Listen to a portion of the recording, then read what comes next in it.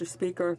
Well, there this millionaire trust fund prime minister goes again. While he forces taxpayers to fund his nanny services, he had the audacity to attack soccer moms and students as too rich as justification for taking away tax credit for kids' sports, arts, textbooks, and education. The average middle-class family is paying $800 more in taxes since this government took office. And even with all the extra revenue from those tax hikes, the deficit is almost $20 billion. When will the budget finally balance itself? Honourable Parliamentary Secretary to the Minister of Finance.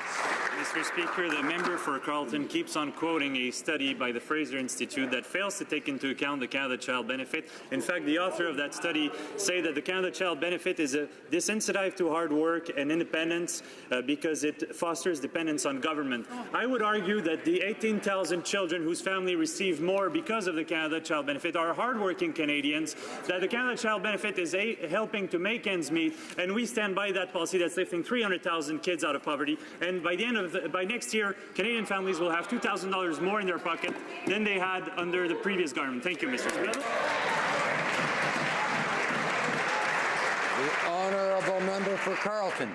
Well, Mr. Speaker, those same kids to whom we were the first party to actually directly fund child care benefits are also, we did it. The difference is we did it with a balanced budget.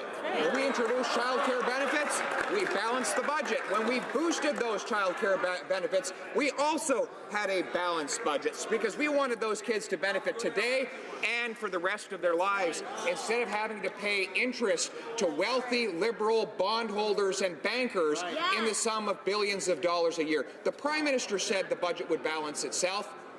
When? The honourable member, Parliamentary Secretary.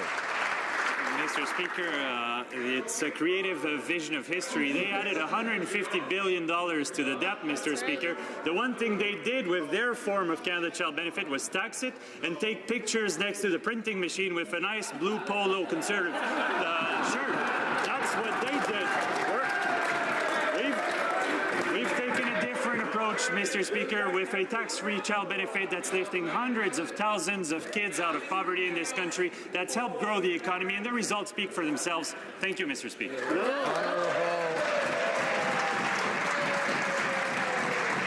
The honourable member for Carleton. Well, he got me there. I did wear a conservative T-shirt, but the Prime Minister can appreciate that at least I kept my shirt on.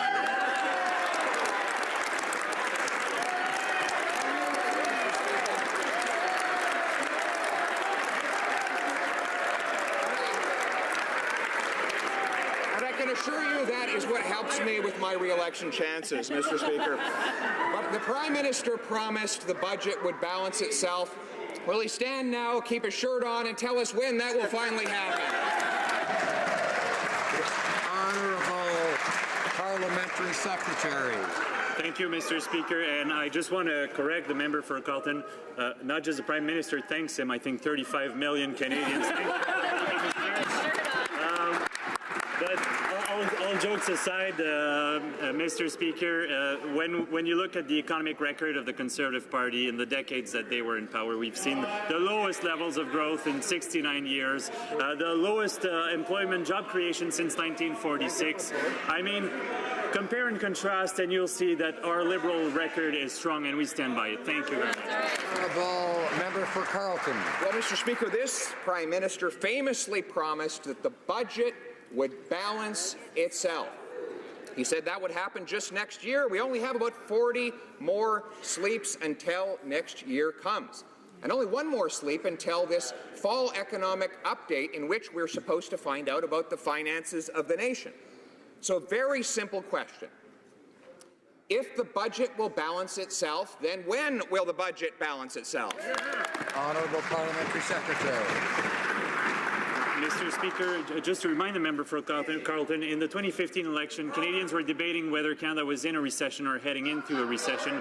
We had slow growth, slow job creation, and Canadians decided to take the approach of investing in infrastructure, giving more money to the middle class to help grow this economy. We've had the fastest growth in the G7 in 2017. We've seen over 500,000 full-time jobs be created in the last 3 years, Mr. Speaker, and we see at the same time our debt-to-GDP ratio steadily steadily going down, Mr. Speaker. This is fiscally responsible, and this is growing our economy. Thank you. The honourable member